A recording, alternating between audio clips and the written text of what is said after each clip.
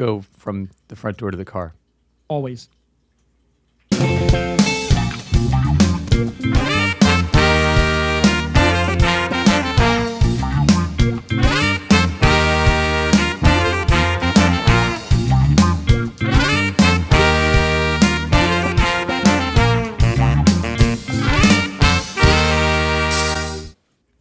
Hey, everybody. Welcome to a special Wednesday edition of Geek Spot News. We had so much to talk about. Summer. We couldn't miss we decided we couldn't miss a week because there was too many things to talk about. Oh my God. Yes. This time there actually is a lot to talk about. A bunch of trailers that I didn't even notice dropped. Nope. A bunch of a movie. We got shows, episodes. We got all the things. There's even more shows that just dropped today. So many things. Really? But before we get to all that stuff, yeah, there's 2 shows dropping like in the next 24 hours. Oh, I can't wait to hear about it. Yeah. So speaking of not hearing about it yet, what have you been up to then, man? Oh, it's hot. You know, if you live in the northeast quadrant of the United States, it's hot. And I had a game on Monday night and Tuesday night. I kind of forgot what day it was. I'm off on Friday, so the week's a little shortened, but a little weird. And it was hot. And last night's game, Dom, you're on the wrong podcast for Jaylen Brown talk. Kidding. I am. Game last night, we had 3 subs, and it was incredibly hot. And I could barely move this morning when I woke up. It was just exhausting. Knocked out of the playoffs with the over 50 team. And the other team where I scored a goal, and then we were awarded a loss after the game because we had 1 sub extra more than the other team. It's the dumbest fucking rule in the world that they're starting. The other team complained that we beat them and we had more players than them, and it's just so absolutely. Shouldn't they have just had more people show up then? That's basically, and this is a team that beat us in the finals 2 seasons ago, so it's like. If anything, we would be complaining, but you know, it is what it is. But other than that, you know, how about you? Not too bad. I was so discombobulated doing a Wednesday night show that I forgot. That's Frank. That you were just, if you're just listening, that was Frank you just heard from. I'm Jack. It is. We thank all of you for watching and listening. If you didn't already like and subscribe and do all those things, please go do those wherever it is that you are enjoying the show or ready to hate comment on the show, whichever one floats your boat. If you want to do that, we're live on a regular basis, so make sure you follow us on Facebook and YouTube. I would love to read hate comments. I know you would.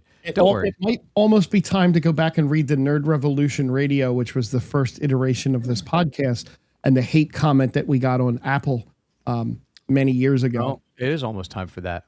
Yeah, but not tonight. No. We got a lot to do tonight. So, you know, been busy, you know, doing gigs and all those things, and I went to like a scrimmage for the Union over the weekend, which was kind of fun. They played against Houston. Nice. They lost that in like the last couple minutes. At the very end of overtime. Anybody keeping up with the World Cup has seen how that goes, and in a regular game, you do not get an extra 15 minutes of play and then an extra penalty kick period. It was a wrap. They lost, but it was a fun game. And then I had a bunch of gigs, you know, played local on Friday. Was down in Delaware County on Saturday, which feels like so much longer ago than Saturday. Was down the shore on Sunday, getting ready for a busy 4th of July week. Gig tomorrow night, big family affair Friday and Saturday, and then Sunday's another gig down the shore. So keeping busy. Yes, you are. I am not. Time to watch the latest House of the Dragon, to watch Supergirl. Took my boys to see the Supergirl movie last week. I'm most of the way through Avatar season 2. Oh, good luck with that. It's a season. And then, you know, that was about it though. Get excited to try and find some time to catch up on X-Men that just dropped today. First 3 episodes of X-Men 97. Tomorrow Silo's new season drops. Frank, you caught up, right? You were going to catch up to Silo season Yeah, 3 it didn't work out that way, and I'm pretty sure I'm not going to watch Avatar, or if I do, it'll be like later in the year. You can feel free to spoil away when you get to that part. Silo, I will actually start watching. I don't know if I'll get started this week, but it is definitely real on my plan. Got it. And we got some new trailers that dropped too that I did not watch yet, so we won't be able to talk about them. But not really shows in your wheelhouse. Descendants and the new Angry Birds movie. So not in my wheelhouse. Here we have other stuff to get to this week, though, like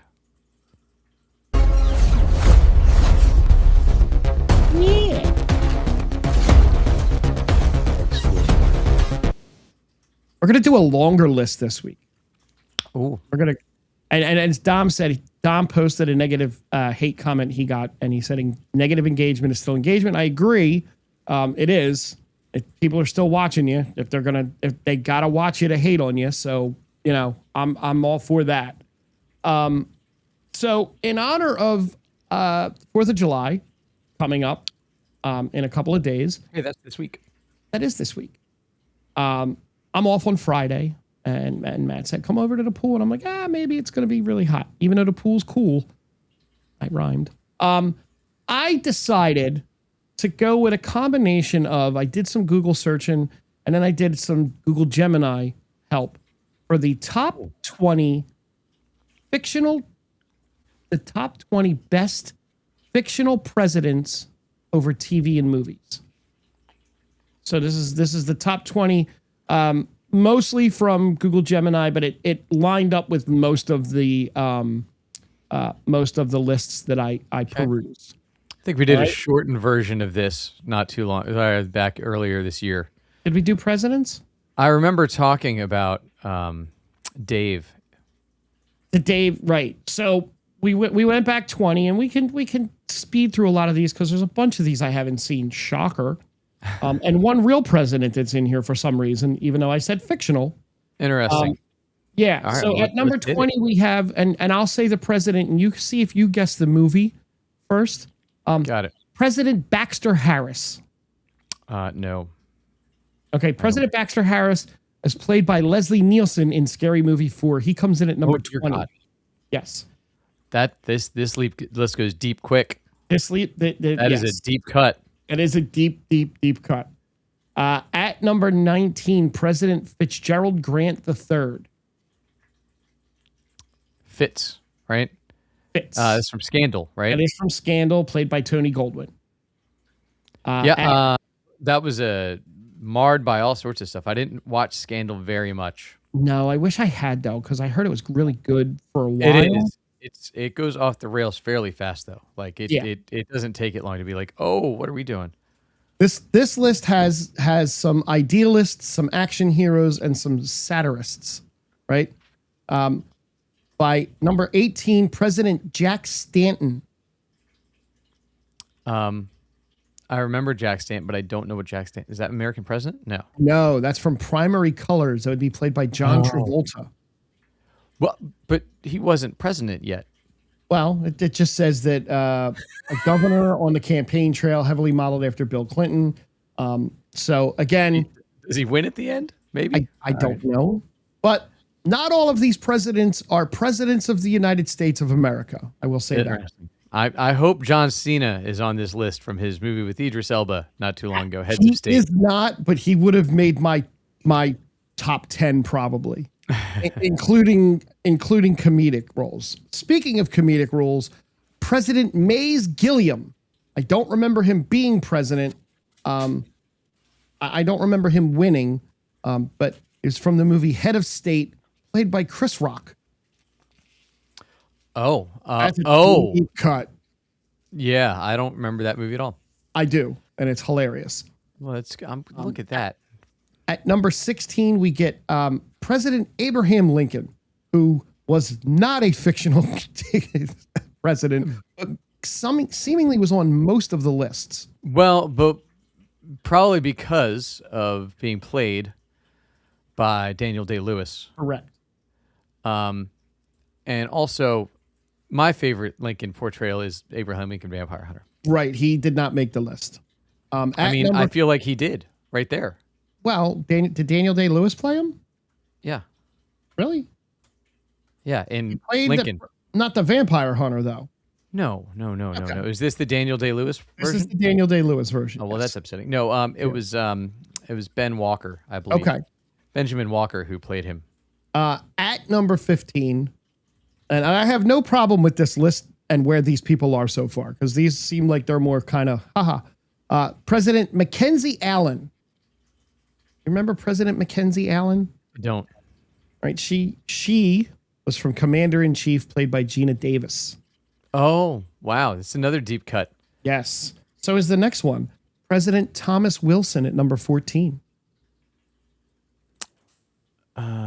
No, I'm not doing it. Sadly, this was played by Danny Glover, who was sadly just diagnosed with Alzheimer's, which that's just awful.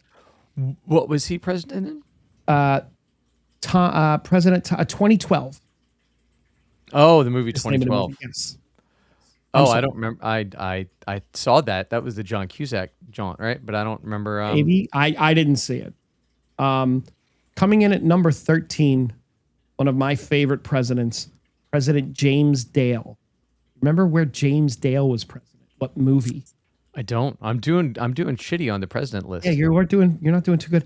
How about Mars Attacks? Jack Nicholson. There you go. It's been a minute since I saw that movie. It has. And this is our president that is not of the United States of America, but President Laura Roslin. Oh, that's fair. From Battlestar Galactica, played by the great Mary McDonnell. She was absolutely fantastic in that role. Now we're getting into movies and TV shows I've seen. That's helpful. It is. At number 11, Dave Kovic. Oh. Is that for Dave? Just mentioned it. Kevin Kline from the movie Dave. He played President Bill Mitchell. Yeah, I feel like this list is going to miss quite a few. It might, but coming in at number 10 and absolutely could possibly be ranked higher. President Dave. Wait, Dave was at 11. Dave was at 11. Oh yeah, Dave should be like in like the top 4. President Frank Underwood. Very low. Very low for House of Cards. Kevin Spacey, who was ruthless when he got to the presidency. Yeah. This one's a little weird. President Dwayne Fontanezia at number 9. No, who? This is from Camacho. That's his President Dwayne Fontanezia, from Extraordinary as Camacho from Idiocracy. I did not read that all the way. I apologize. Terry Crews. Yep. Should not be over Frank Underwood. No. Or Dave. Or Dave. No. I'm going to rank the rest of this list by if they should be above Dave or not. That's fine. That's fair. Dave and Mr. Underwood, because I think they should both be much higher. Number 8, we're going to go back to President Merkin Muffley. Merkin Muffley? Merkin Muffley. Is this from a Naked Gun movie? Or no, this is from Dr. Strangelove, played by the great Peter Sellers. Okay. Definitely should not be at 8. At number 7, President Tom Beck. I remember Tom Beck, but I don't know why I remember Tom Beck. Because he was played by Morgan Freeman in Deep Impact. Oh, there you go. All right. Maybe no. Look, it was good there, but I don't know. Again, not above Dave for me. No. At number 6, we have President Andrew Shepard, who usually ranks much higher in these lists. Yeah, from the American President. From the American President, played by Michael Douglas. He's usually 1, 2. Yeah, he's usually up there. Look, clearly there's some ageism in it for me. Yes. Where he should be up there for sure. I'll tell you that the top 5 I have no problem with them. Personally. Look, the one that I thought of that I'm sure is not on this list, that I'm going to be disappointed in, is Jeff Bridges. When he was the President Jackson Evans in the movie The Contender. He is not in this list. But do you remember that movie? No. Oh, Joan Allen trying to get the nomination to be the first female vice president. Nope. You should go watch that. Anybody listening. Let me just, I know where I'm getting off track, but let me just read you this cast list for the first 10 people or so. Joan Allen. We know who Joan Allen is, right? We do. Gary Oldman, Jeff Bridges, Christian Slater, Ooh. Sam Elliott, Damn. William Peterson from CSI fame, Okay. Saul Rubinek, who was just amazing in that Warehouse 13? Simu Liu show. Oh. Philip Baker Hall, who you know from all sorts of things, even though you might not know the name. Mariel Hemingway. Wow. And that's not the whole. That's just the first Pretty handful. good cast. It was an insanely good movie. Jeff Bridges was amazing as the president in that movie. Should definitely be on the list. Anyway, back to our regularly scheduled listing. In our top 5, President David Palmer coming in at number 5. Okay. From 24, Dennis Haysbert. Oh yeah, never saw it. Great show. I saw the reboot. Ooh. I never saw the original. The original's phenomenal. At number 4, now I've seen 1, 2, 3 of the top 5. Oh. I did not see number 4, President Selena Meyer. I don't know who that is. Veep, Julia Louis-Dreyfus. Oh yeah. I heard spoilers. That's a for great Veep. show. Yep, But spoilers. apparently she does not always stay Veep. Now, 3, 2, and 1 can kind of go in any order here. But the number 1 seemingly is number 1 across every list I've seen. Mostly. At number 3, President Thomas J. Whitmore. That'd be Bill Pullman in Independence Day. There we go. Okay. Well, that Dom asked for that. Tom asked for that. So at number 3, that's not bad spot for him, right? No, which is funny because I was just listening to an interview with the guy that wrote Independence Day and didn't remember the character's name. At number 2, President James Marshall. Is that from Paradise? No. He should be on this list I would have put James Marsden in here in the top 10. But this is the president with one of the most famous lines in cinema history.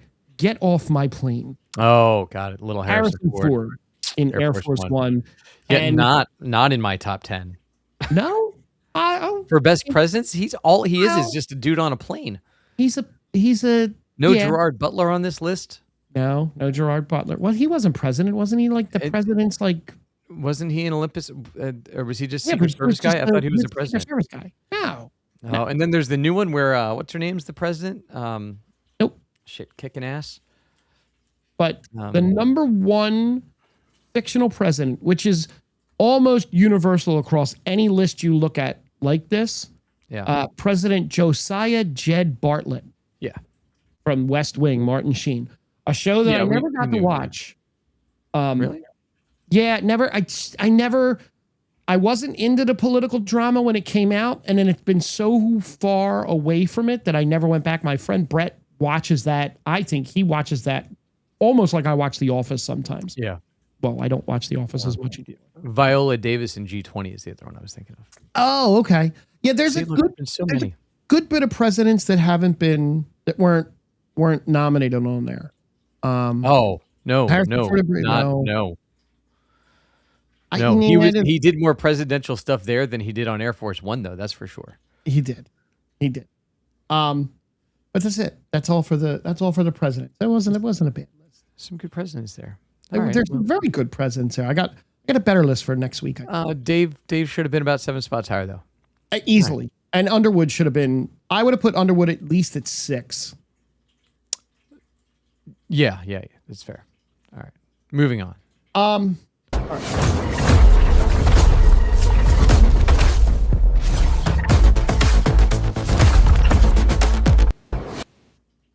George Lucas is changing history again. Uh-oh. That's a scary way to start a news segment, isn't it? God. In 2027. Indiana Jones, what's he redoing?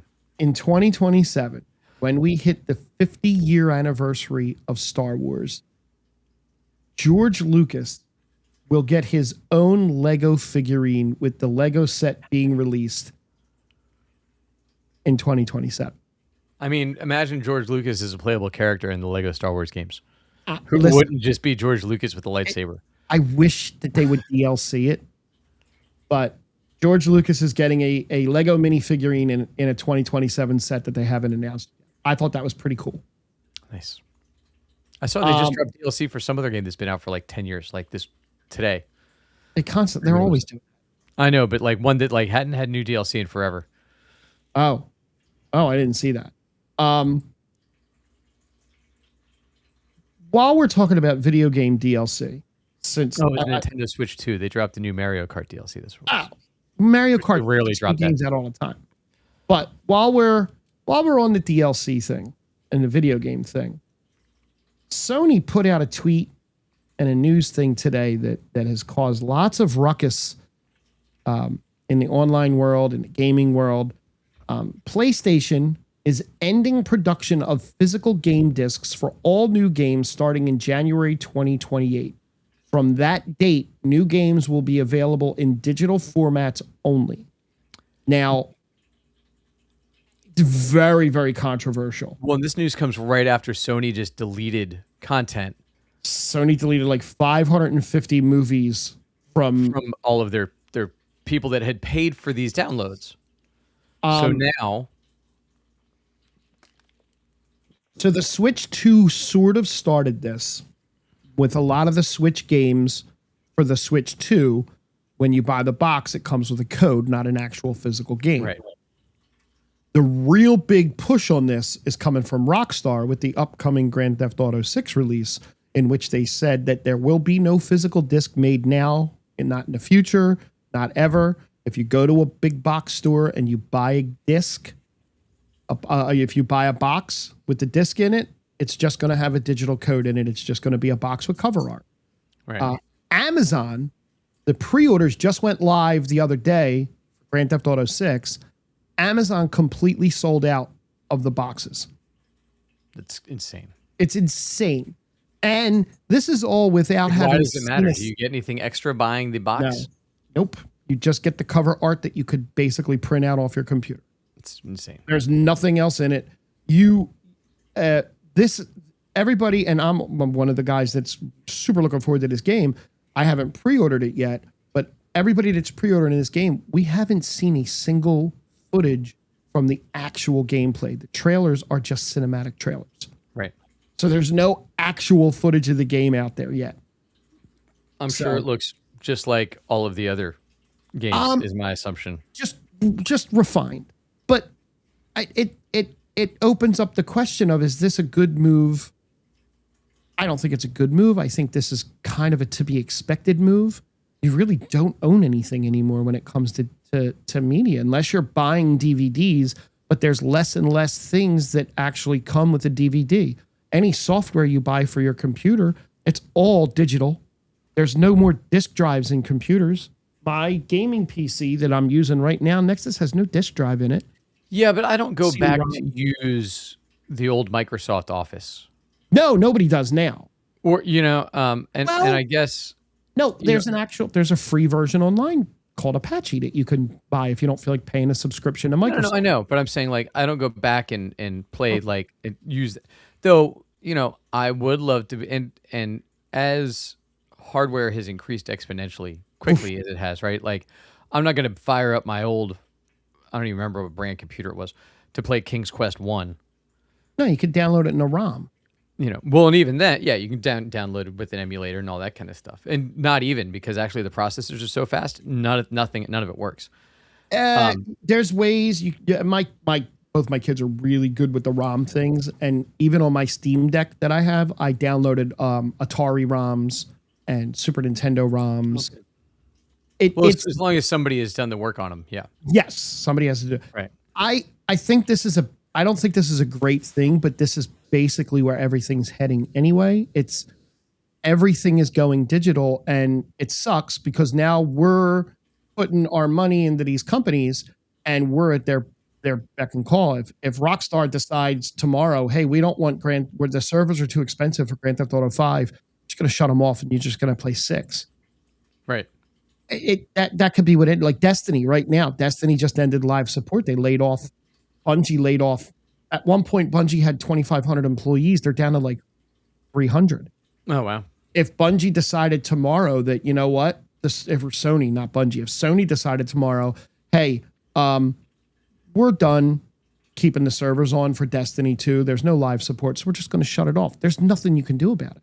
Right. And I've spent hundreds of dollars on that game over DLC and like the original Destiny game I have a disc for, but Destiny 2, I don't have a disc for it. It was all digital. Awful. Oh, that reminds me. I need to get my free PlayStation games of the month. I always forget. Before they go away. I mean, look, my PlayStation's library is huge, but the problem with never doing physical discs is like, I don't have room for all that stuff. So for the Xbox, because they make games in 2 modes. You make the old games in the regular mode, and then you make the games for the newer consoles, which you want everyone to be on the newer consoles because the games run better. They make them in what's called XS. X/S only runs on the Microsoft proprietary hard drive. So either the internal drive, which is only 500 gigs, or you then have to spend a couple $100 to get a terabyte or a 2 terabyte drive. Oh, no, PlayStation is the same way. Okay. PlayStation, you can't run any game on a PS5 or 6, whatever I have, 5, without it being on the main hard drive. You can then back up your save data to the other one and transfer back and forth. Yep. But it's the same principle where you're just, if you want, you can have like 2 or maybe 3 games at your beck and call because they're small. It's and then it takes, and it's not even just the fact that you don't have it at your beck and call, but then it takes, these games are so big now. If I delete a game from my Xbox and I want to play it down the road, it's hours. That's what I was saying the other a couple weeks ago. It was I'd love to go back and play whatever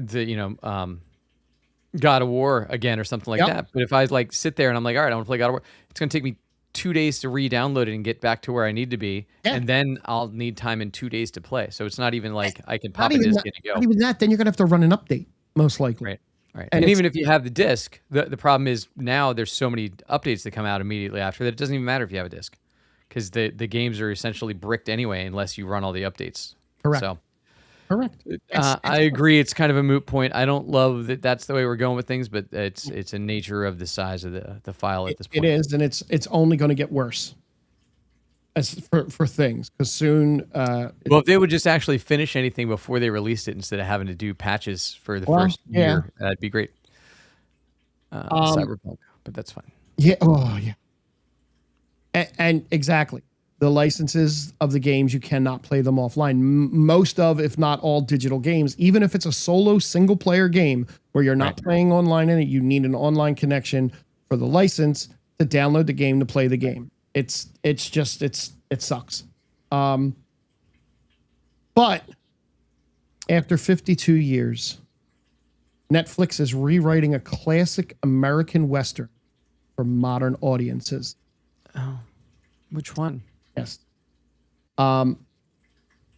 America's favorite TV Western, based on the books of Laura Ingalls Wilder, is coming out soon. Little House on the Prairie.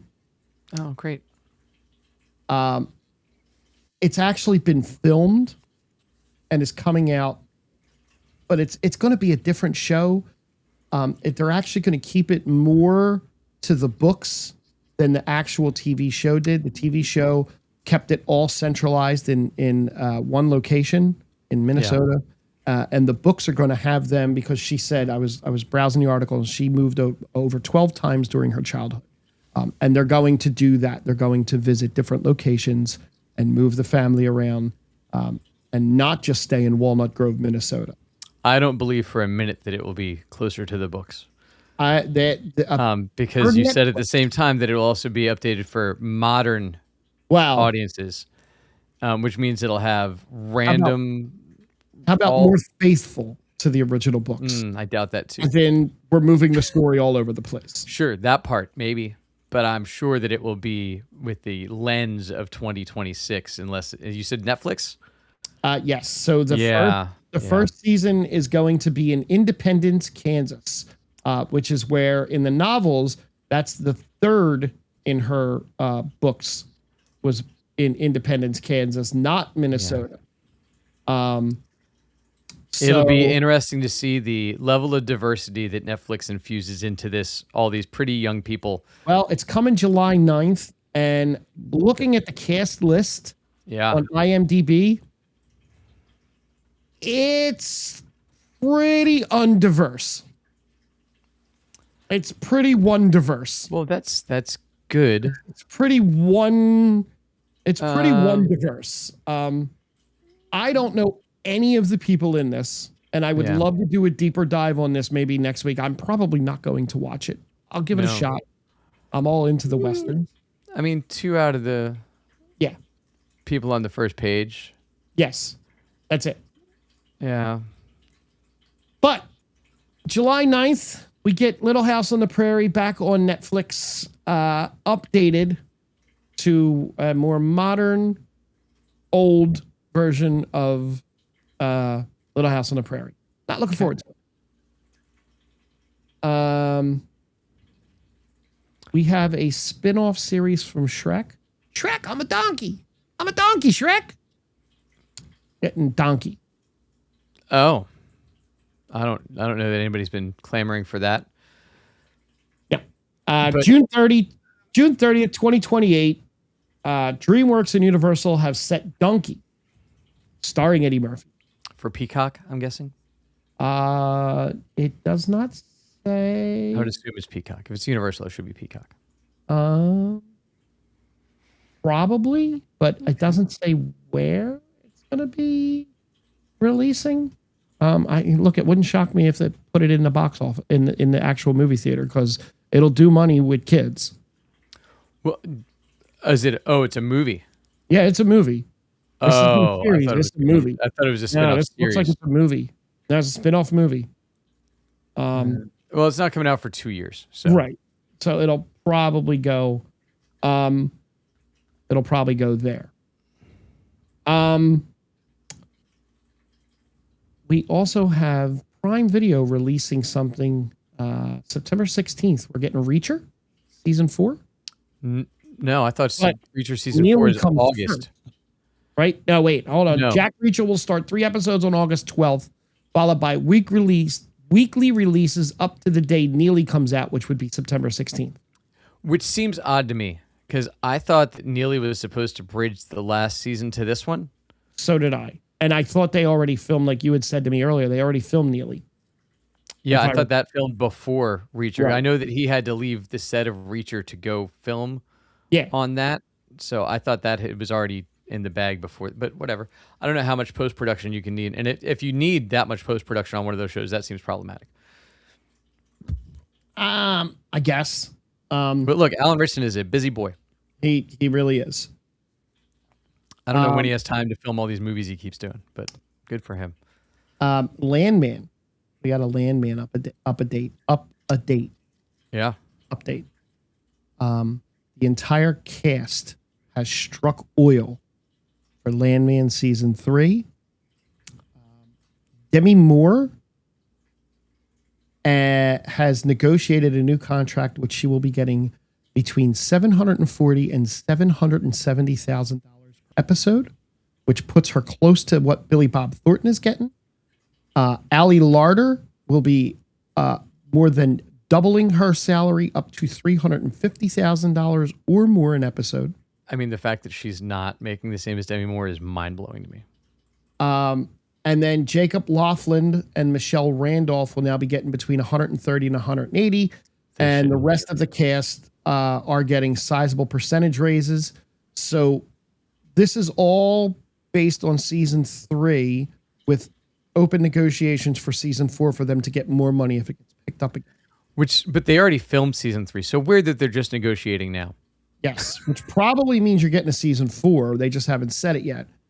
Season 2 got 9.2 million streaming views in its first 48 hours.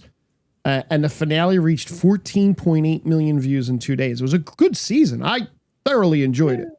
I didn't love where we ended up. I didn't enjoy some of the character arcs. No. But I didn't love the ending either. Like, I'm not excited for going forward because I'm going to have to see his damn kid more. And I care so little about his son. Yeah. that it drives me nuts every time he's on screen. But I feel like it's going to be a whole lot more. Though I am excited that his dad's going to be on there more. He should be making all the money. And then we have Supergirl box office. Yeah, let's hit that, and then we can hit the hot D, and then we can go over and give our reviews of Supergirl. So that I don't have the I have the projected. I don't have the hold on. Global, it looks like month to date, Supergirl is at $74 million. Yeah. It's going to lose about $125 million. But DC said, while Supergirl didn't meet our box office expectations, it's just one component of a broader long-term strategy at DC Studios that we remain confident in. So all these people yelling and hollering that James Gunn's going to lose his job, and when the new people take over, he's fine. He's got at least another year to 2 years to run. He does. Look, here's the thing. So Supergirl, big release, is going to disappear very quickly. Yes. Because this week you have Minions and Monsters, which isn't going to eat into Toy Story 5. No. Which is making all the money. It's already projected to make the most money of the year. At 1.2 billion, I think, is what they're projecting that's going to end up. Which is the most money that a Toy Story movie's made. Like Tuesday this week, Toy Story made almost $13 million. And Supergirl made 2. 4. On Tuesday, I believe it made 2. Maybe. Yeah. But last weekend, Toy Story did 71 and Supergirl did 37 for the weekend. And then the week after that, you have live action Moana comes out, which is going to destroy the box office. And Evil Dead Burn, which is whatever. But and then the week after that, you have the Odyssey. So like these movies during this summer stretch legit have like a week to make their money, unless it's the family stuff. Because I think one of the reasons, besides it being Toy Story, that Toy Story did so well, is for the last 3 weeks before that release, there was nothing in the movies for kids. Nothing. Yeah. And now you have week after week after week, because you have, like I said, Minions and Monsters comes out today, and then Moana comes out in a week and a half. It's a really bad spot for the movie so it's got to gross at least $375 million to break even. It's not going to do that. Zero chance of that. So Millie Alcock, and we'll talk about Supergirl in a few minutes. Millie Alcock was paid about $400,000 for the movie. David Cornsweet, who pops in, and you've seen him in the trailer, so it's not a spoiler to say this, who pops into the movie a little bit, made about $750,000 for that, which was a pretty big bump from his leading man role in the original Superman movie. Sounds fair. She would have gotten a box office bonus had it made money. It's not going to make money. Superman, the movie from James Gunn, last year grossed worldwide $618.7 million. Supergirl's not going to come close to that as a total. No. And we'll talk about that in a few minutes. And I think I just want to remind everybody that I called that it was going to be a flop. You did. You did. Like, no, it'll be okay. I mean, it's still getting beaten for the year by, like, let's look at a couple of these movies that are still, not out anymore, but may still be beating. Hamlet, still beating Supergirl. She did manage to take out 28 years later the Bone Temple. Oh, that's good. She has not beaten Lee Cronin's The Mummy yet. She has not beaten Send Help from M. Night. No, I don't think that's M. Night. But that movie about with Rachel McAdams and Dylan, what's his name? Still not caught up to Masters of the Universe. I think that made over 100. I don't think it will catch Masters of the Universe. Well, yeah. Given the movies coming out the next few weeks, 30 million's a lot to make up. Yes. And Masters of the Universe is still playing. Yep. And I think is holding on stronger than others. So it's currently Supergirl is in 32nd place for the year. Obsession is at $375 million worldwide. Oh, that's just gonna crush it. Backrooms is in the top 10 now, 330 million. So like, and both of those are beating Star Wars, Mandalorian, and Grogu, by the way. Toy Story 5 is already at $606 million international box office.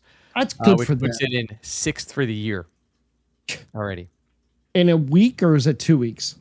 2 weeks? Week and a half. Week and a half. Amazing. And the holiday weekend is now here, where it's so hot out that everybody's going to the movies this weekend. Yep. And they will go see Minions, and they will go see Toy Story. They're not going to see Supergirl. No, they might also. I think Michael's still making money too. Oh, and Jackass opened with that big dollar. Michael is now the highest grossing biopic of all time. Yeah, which is great. My one of my kids saw it. He said I loved it. I have not gone to the movies to see it, but I want to see it. And there's a lot of people that were. So I watched, and I don't want to. Well, I'll talk about the Supergirl thing in a minute. Before we go to the House of the Dragon, according to a new report, Xbox is also abandoning physical media with its next console. So it's coming everywhere, guys and ladies. And I think I did see actually, and Supergirl did actually beat Jackass for the weekend, which was the other big debut. So good for them. Because I don't know who wouldn't want to see a bunch of guys in their late 50s with their junk out and getting. I would, but not in the theater. I'll watch it at home. That's fine. You get your AMC stuff. You could have gone. Yeah, but then I got to go in under the heat. I'm good. But all right. So that brings us over to House of the Dragon. I think that's all the news. That's all the news. Fit to print. If we miss something, let us know. We'll talk about it or bring it up for next episode. But yeah, so lots of happenings. The show's over, I think. Spoilers for House of the Dragon season 3, episode 2, coming your way, because there's not a lot you can talk about in this episode without doing spoilers. So that's where we're gonna go. Yeah, I think the show's over, right? That's it, right? She's on the throne. It's a wrap. That's the show. Roll credits. Aemon's barely alive. Aegon's on the run. She and Damon are back together. I think we're done. Everything's fine. It's a wrap. Yeah. Moving on to the next House of the Dragon. So obviously not, I would assume. No. We still have like 5 more episodes to go, at least. Yeah. I did not see how many episodes are this season. Is it 8? That seems high. Might be. For the way these shows work anymore. But yeah, so look, we got Corlys is found alive. We get some more. He's going to give his name, it seems, to his bastard children. It is 8. Which is exciting for them. So 7, really, because the first episode was the finale from last season. Correct. Or I think we only had 7 episodes, right? Oh, no, we had 8 last season, too. That's weird. So Corlys is doing that. We got Alicent finally got Aemon to go to Harrenhal, as she had said, which didn't go well for any of the people in the Strong family at Harrenhal. No. So are we supposed to assume, based on what happened there, that the Strong family name survives because of Larys?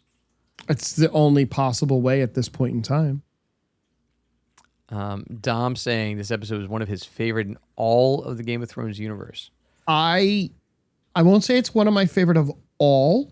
It's up there. It's up there for sure. Yeah. And it's got a 9.4 on the tomatoes of rotting. First episode had a 9.2. We had 3 episodes of Dunk and Egg that were a 9.1, 9.6, and a 9.6. So I mean, yeah, there's more good than bad right now, and that's awesome. Yeah, I mean, we get that. We get Alicent is captured back and comes to find Otto's head rolling around on the floor, which seems to not be exciting for her. I guess she didn't realize that her dad's downstairs. She had no idea that her dad was imprisoned in the deepest, the darkest of cells. But was left there by Damon, it said, right? Yes. I think. Hold on. Let me find out that while you're talking. So they kept him there while Damon was there. I thought is what they said, that was the gift. Oh, Larry Strong captured Otto Laris. Hightower and locked him in the dungeon of the Red Keep. Yes. So Dom, you say that it got real for Allison. She knew she messed up. I don't think she knows she messed up yet. She's been there for all the things. Little lag. So But yes, it was a gift from Laris. God, I couldn't remember who it was at the end there. I thought it was a good episode. I'm glad we're starting to move stuff along because we'd been going so slow. Clearly, she's going for the Emmy. Oh my God, that episode was all her. She carried that episode on her back. I hope that now we get a stronger version of her because I hope they really not dumbed her down, but weakened her resolve as we've progressed. Like she came off super strong and then just like, oh, I'm going to do this, but then she lets her 10-year-old kid lock her in a room. And never leaves the room. Not even when they're going to fight, she doesn't get out and then go help. No, fight. I don't think they didn't let her out. That was the point. Was the guard screwed up and just left her there and did not let her out. He followed the son's orders, not, your queen. Right. I thought the episode was fantastic. I thought Emma was outstanding overall. I loved the beheading scene. No big, powerful words from Otto. Just do it clean. And no, she did not do it clean. She whacked him in the back first. Yeah, and I thought she was outstanding that entire episode. I'm looking forward to see. Listen, I'll admit the first episode it was good, but I was kind of like, whatever. Yeah. But the second episode really kind of sucked me right back in. Yeah, I'm stoked to see where we go from here now that we've kind of reset. I don't know what the relationship between Eamon and what's her name, Alice, I think, ends up being. Huh? Not Allison. Alice. Oh, Alice. Yeah. Isn't it Alice at Harrenhal? I do. Yes. I also love the fact that as soon as they entered the Red Keep, that Damon pulled his sword out and was just all kinds of badass, clearing the way. Yeah, as he should be, And the corrupt gold cloaks who stay corrupt from now all the way through to Robert Baratheon and all the way through. The corrupt gold cloaks stayed loyal to Damon though, and that was pretty awesome. I'm intrigued to see what happens with Rhaena and Sheepstealer because they are now looking for Sheepstealer. Yep. So I hope that doesn't drag on forever. Well, we have 5 episodes, so yeah, no, 6, right? 6, yeah. So we'll see where we get since she's now got protection. But she was seen, so I don't know where we end up. And yeah, I guess is Eamon going to become like mystical now with the witch? I guess we'll see because Damon didn't promise her Harrenhal. And he said, no, we really want this burned out castle that is no use to anybody. Or Harrenhal. So yeah, good episode, like you said. But we won't dwell on that because we do have Supergirl to hit. And the World Cup game for the U.S. starts shortly. So yes. So we don't want to hold anybody up from watching another exciting overtime penalty kick.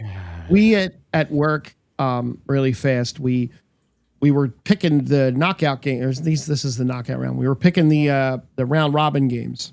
The before this bracket thing, before the finals, whatever it is. I know as much about soccer as I do about. We were picking for fun. We were picking the games by day, and I lost. Yeah. I think I came in like 4th out of 6 people. Okay. I don't know shit about soccer, right? So we decided we were going to do a bracket.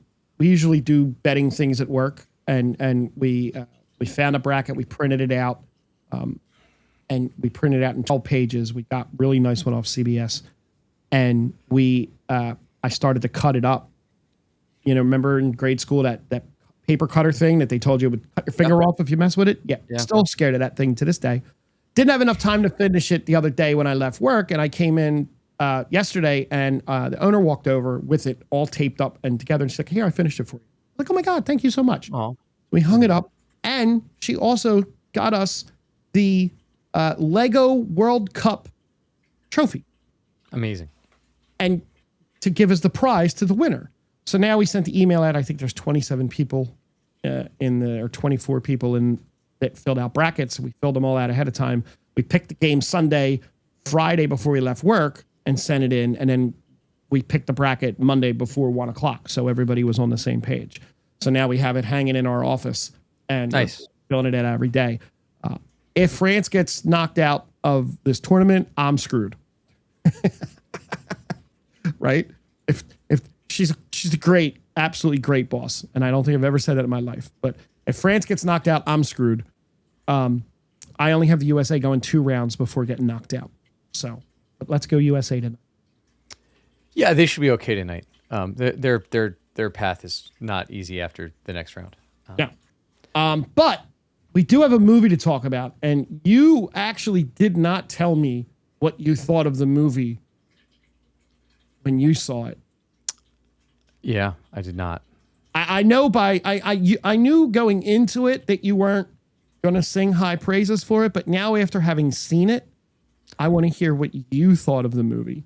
So spoilers, if you have not seen the movie Supergirl, you're okay. Even if we spoil the hell out of it, you're still fine. Nobody's seeing it anyway. So look, it was fine, which was the worst part about it. Like, it wasn't bad.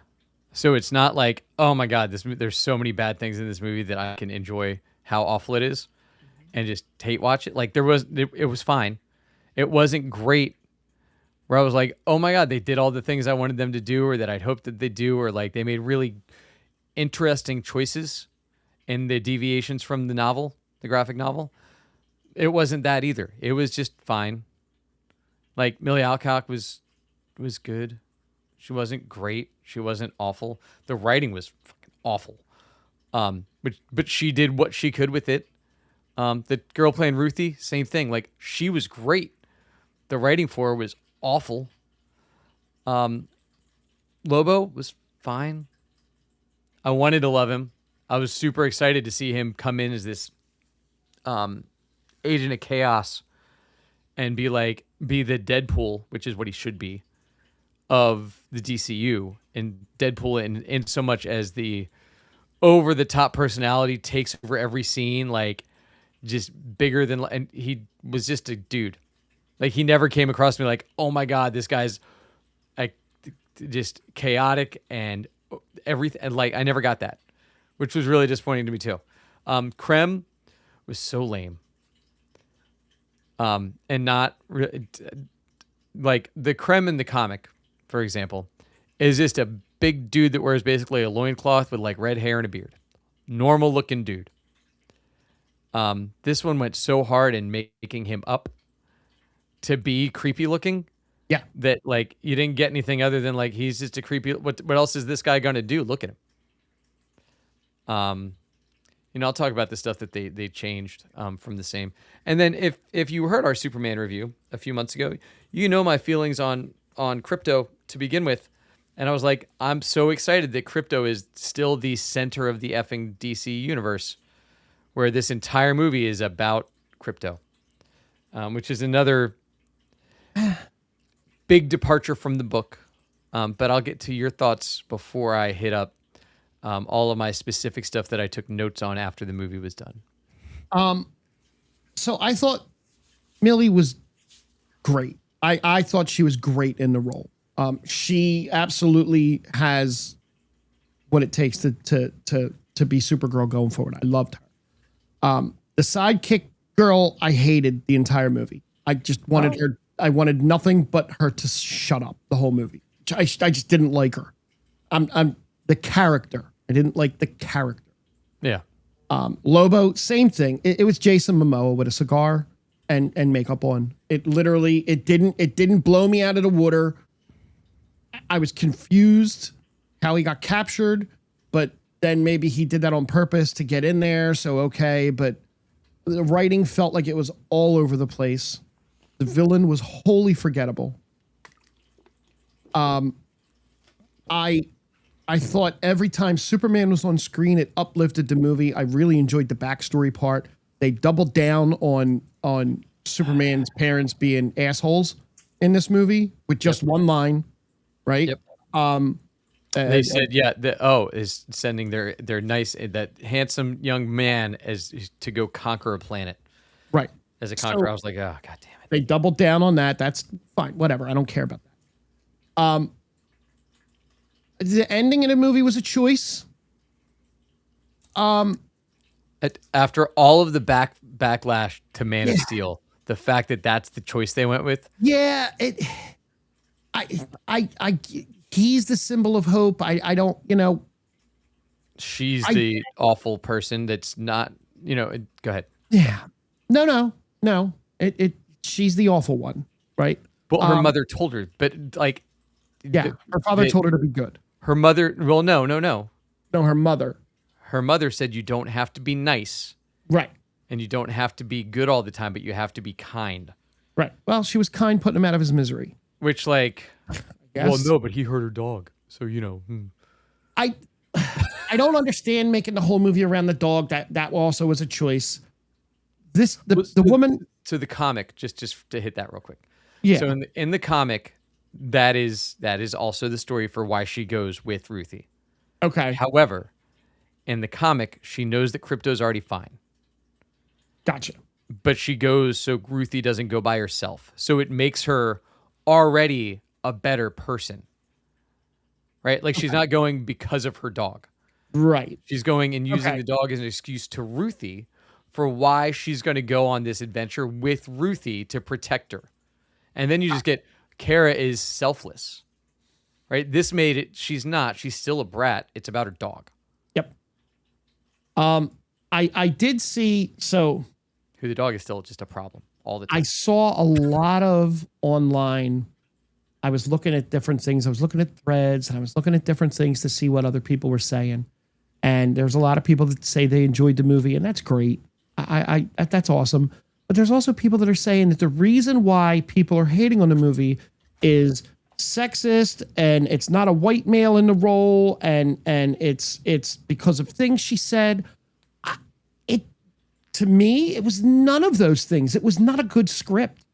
And Gunn's whole mantra was, this movie wasn't even supposed to be next, but the script was so good, we pushed it up. And this is the person that's writing your Teen Titans script and your Wonder Woman script. Yeah. And I don't have as much confidence in those two movies at this point in time because of that. I didn't like the movie because of the script. It had nothing to do with anything anybody said. Had nothing to do with her not being. I don't care about that stuff. Like, I didn't pay attention to anything she said that might have been out of what other people want to hear. I don't care about that. I want to see a good comic book movie, and I did not see a great comic book movie. I saw an okay comic book movie, one that I probably will never watch again. I do have to say, two of the positive things, aside from her being great, I thought, every time David Cornsweet was on screen as Superman, he felt more like Superman than maybe he did in the Man of Steel. Like I Man of Steel, you weren't used to him, but in this iteration of him on screen, he absolutely felt more towards the Christopher Reeve Superman than he did in his solo movie. Yeah. And more established, which timing's weird for how long how long after this is, right? But also weird with that. I don't love the fact that he just flies in and out of his apartment that way. That was weird. With the technology of today, yes, that definitely was like weird. With the number of people that want to kill you, including Lex Luthor. What do you mean you just fly in and out of Clark's apartment? Lex is in jail at the moment. Is he? 1 year after the last movie, so Yeah. technically, Did you not see Peacemaker season 2? yeah. Are we Listen, sure Lex is I'm still in trying to jail? help. I I'm trying thought to Lex help. was hanging out with Grillo by the end of that. Trying to help. Um, but you know Yeah, what I'm so saying. I find that also very weird What that, do we do? that he flies in his suit, like in his Superman suit, into an apartment that, you know, Right, with so the nobody ever drones sees him go in and out. Like, okay, with the drones and the cameras and the satellites and yeah, everything. it's like, It makes having a secret identity almost pointless at that point. yeah, it's very weird. So you talked about the writing, right? So Yeah. the story of how she got this from an interview that I read with her, right? So she had written a script for the WB. She was the previous Supergirl iteration, not which I don't think was going to be based on Women of Tomorrow, because Women of Tomorrow was not actually like a critical success. Right. But she had written that Supergirl script, and then that movie got canceled. So then the producer of that movie moved on to this one and recommended Anna as the person to write it again. Oh boy. But as you said, right, like the source material, and I've been talking about this for months since we started talking about it. The source material is exceptional. The source material is also not movie material. Right. So it would be great. Like, it would have been an amazing series. Give him 8 episodes, give him 8 hours to stretch it out. Do all those visits to the other planets that I talked about, where like all these people are dead, and Kara spends like a month burying this population that got ravaged by disease. Right? So you get all these things. You go like, oh, she's actually like a really good person. Right? She was having some issues, but at her heart, she's a good person who's doing all these selfless things still. Like, they took that out of the movie completely. Anything that made her seem like she was selfless and helping people, they took out of the movie. Other than she's like, oh, I'm not going to let all the brides die. Well, that doesn't mean that you're a good person. No, that was a weird choice having that as That also not in the comic books. The women trafficking thing, that was not a in the book. weird choice also. The Brigands were like an existing group that Krem hid with, but he was not a part of. He joined up with them as he went through. But yeah, I'm super nervous about this person writing either one of those other scripts, especially the Titan script, because that is such a hard. Yeah. And that's a movie, right? That's going to be a movie. Yeah. But just to pick the characters for it, because there have been so many iterations. If you go classic, great. But every classic member of Titans is a baby version of another character that you have now not introduced. Like, you can't do the Titans with the classic lineup, which was Robin, Wonder Girl, Speedy, Kid Flash, and Aqualad. Like, you can't do that lineup because you don't have all of those other characters established. You haven't even introduced them. So how do you do a Titans movie? Well, without having coming. Right, but like it's supposed to be on the faster track supposedly. But how do you do that when you don't have any of the legacy heroes? Yeah. To call for, to use for those. So I'm very nervous about her writing this, and I might not even see it. And the Titans are my favorite DC property of all time. And the show was great, and the show did a different lineup. They did do Wonder Girl still, but we had Wonder Woman established because and there was, at least the way they ran through it, they covered it. They didn't really do Cyborg. They did Beast Boy. They did the New Titans, which was Raven and Beast Boy and Nightwing and Troya. And then you ended up with Connor Kent, Superboy. But the Titan show was great. Like, I don't unless we get Nightwing first. Oh, Starfire was not an OG. She was part of the New Teen Titans. Dom, sorry your question there. The New Teen Titans, which was the one, she was in the Titan show. That was the Marv Wolfman recreation in the really early 80s, actually not quite late 70s, but early 80s. That was when they wanted to bring the characters back and make them relevant again, and it was awesome. And it was introduced with Robin and Kid Flash, and this crisis happened about 2 years into that run, where they were in the process of retiring Wally. So you get to watch Wally completely retire, and then when Barry Allen dies in Crisis, they bring Wally back as the Flash. So it was the first time you got to watch characters grow up. Was the way that Titans book was written, and you got to watch them all. Like Donna got engaged, and then got married, and had like a kid that she was raising from this, and you got to see like all this stuff. You got to watch Garth go through like puberty, and get a little bit older, and have girlfriends, and all these awesome relationship stuff. Like, I don't know how they do any of that in a movie for Titans, especially when they don't have any background to base it off of. If they do the new ones and do it as Starfire, Cyborg, Beast Boy, Donna, like that's not. I don't love that either. So I don't know. And they just introduced another new Titans group in the comic, now run by Jonathan Kent. So who's currently alive in the DCU in two ways. He's like a little boy in one iteration, and then like his aged up version. It's super messy in the comics right now, with Superman not being around after the DC KO. But back to this movie. Sorry, tangent. So Crypto's the center of the universe again. We got the snippets of Lobo, not in it any more than I needed him to be, or any less. Like, he was in it for about 15 minutes. I was trying to clock it when he was on screen. It was about 12-ish minutes total. Right. He was on screen. So my couple other notes were like, Kara just needed flashbacks to be a better person because she had no actual development, other than us seeing her backstory, which I guess made her develop into what she was. The age thing's interesting to me because, depending on the iteration that you get, and Gunn seems to be going a lot more old school with this stuff. It's a weird blend of like old school storylines and old school feel with new school storylines. He's colliding into them. Because Kara in the comics was older and knew Clark as a baby. Right. And then went with Argo. Or she was sent as his protector in a couple of versions, right? Yep. In this one, because they did the age thing, right? Argo said he'd been floating for 8 years. So she is biologically the same age difference that her and Cornswood are. So she's 8 years younger than Superman, just regular timeline. There's no timey-wimey shenanigans or anything.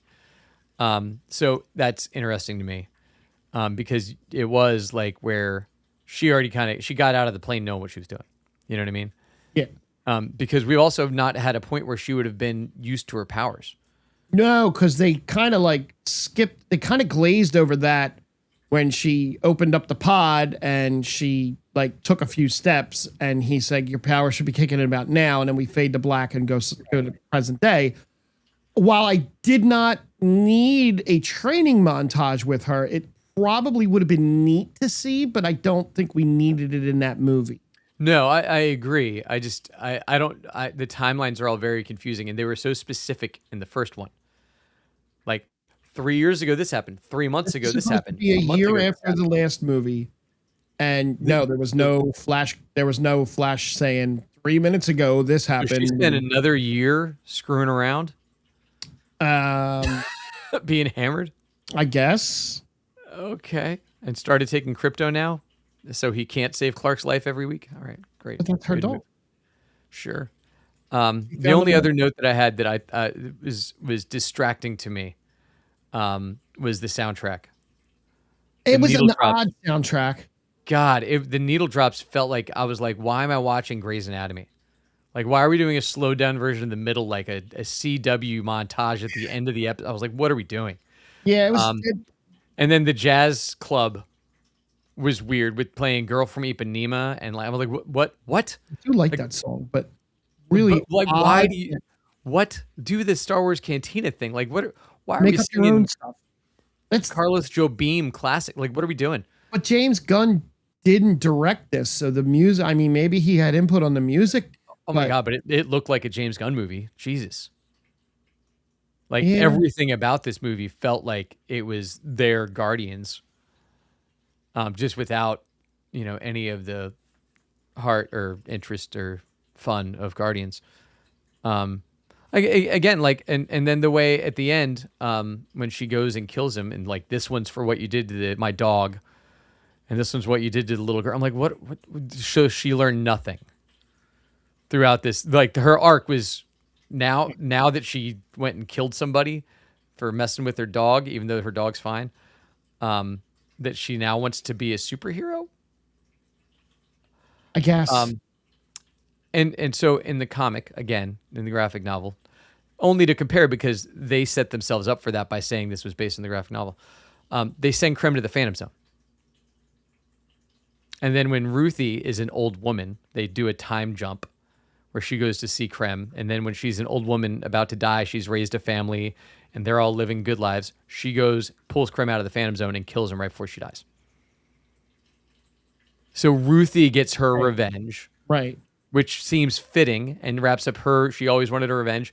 She waited for it. You know, they both suffered, you know, made through life, whatever.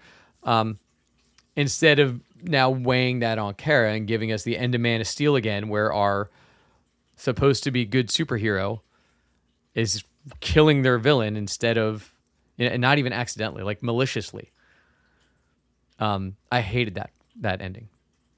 Yeah, I wasn't a fan of the ending. Because especially if I'm trying to give a character as a role model, which this is your first female superhero in your two superhero female role models in these, right? Yep. Hawk Girl, who dropped a dude from the atmosphere and killed him, and Supergirl, who stabbed a dude. Like, what are we doing? Like, what are we doing? Like, the guys are good and don't have to kill anybody. Even Guy Gardner, you know, so far. But the women feel the need to kill guys as they go through. Like, they're not doing themselves any favors. No, they're not. With these characters or their storytelling or their role modeling or any of that kind of stuff. No. So yeah, the movie will make a little bit more money. I don't think it moves I think it drops in the ratings as the year goes on. Is probably not even in the top 50 for the year. Is my bet. I can see that too. Yeah, so that's you know, but look, would I watch it again? Probably not. No. But again, my biggest problem is it was fine. Yeah, I won't go watch it again. If it's on TV and I'm flipping around the channels, am I going to stop on that? Like, I'll stop on Civil War or Captain America: The First Avenger, not just because it's Marvel. I'd stop on Superman if it was on regular TV, but I don't think I would stop on this even for background noise. No. Like, I'm playing a video game and I put something on, like right now the Phillies are on and they're crushing, but I'll put Big Bang Theory on. I don't even put The Office on anymore. But I just put it on as background noise, not because I'm paying attention and watching it. Right. It's just something to kind of glance at while screens are loading, et cetera, et cetera. This, I wouldn't do that. No. It was completely mediocre. Yep. So, well, I wish it luck. I don't know that Clayface is going to be any better. It does not look like it's going to be any better. Clayface is apparently testing really well with audiences from what I was reading, but yes, they're testing horror audiences. We'll see. Because I watched the trailer that was at the beginning of this and I was like, I don't see any point in seeing this movie. You know? Yeah. It doesn't feel like necessary viewing for the right. So, and if we compare, right, your first two movies out of the MCU were Iron Man 1 and Iron Man 2. We get Supergirl and Superman and Supergirl, and then Clayface. So our third movie in the MCU was, I believe, Thor. I think it was Thor. So. Maybe it was Captain America: First Avenger. I think it was Thor though. And then Captain America: First Avenger. Those were the first four. So, you know, we're going to be at Superman: Man of Tomorrow. So, somewhat similar pathing, but like technically was Iron Man, Incredible Hulk, Iron Man 2, Thor, Captain America, then the Avengers. So this is the Incredible Hulk, and Clayface is Iron Man 2. Okay, so a different release strategy. Not sure. Not very sure. much. It's a bold gambit, Cotton. We'll see how it works out for him. See if it pays off for him. Yeah, I'm curious. Other than that, hey, everybody have a happy 4th of July. Yeah, man. I didn't even talk about Avatar, and that's okay. They're so long. They're so long. I'm going to skip it. There's some really good things happening in it, but every episode is like, for fuck's sake, just why didn't you just make it 3 episodes? Like it should have been. They should have cut every one of these hour-long episodes into 3 sections, make them bite-size. Because by the end of the episode, I'm so tired of watching it. Because it's much more adult this season. We do get a cabbages moment, which is great. With the cabbage seller, which was a recurring joke in the cartoon. But like I need the episodes to be shorter. I got 2 left, and it's a lot to get through. But yeah, happy 4th of July, everybody. And check me out at Jack Kid Music. You can check out Frank at Thursday night this week at the Island of Relevancy, July 2nd. And we'll see you next week. At some point, we will figure out how that's looking. Yeah. We'll be talking more House of the Dragon. I'll probably finish Avatar. We'll have X-Men 97. We'll have some Silo, non-spoilery stuff, since Frank's going to watch it someday. I am. But we will get there. Thanks for checking out the Geek Spot, everybody. We'll see you soon. Bye.